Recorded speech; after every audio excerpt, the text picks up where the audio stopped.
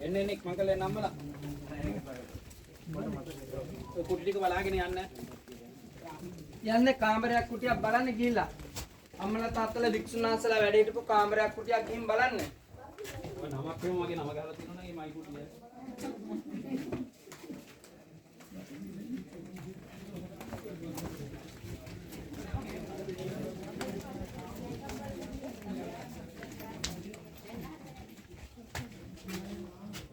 කුටි නාලන්දාවේ කුටි ස්වාමින් වහන්සේලා වැඩ සිටි කුටි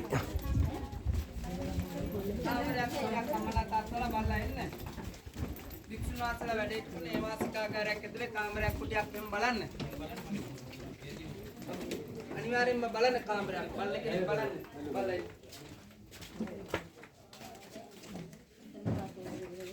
පොඩි කුටි තියෙන්නේ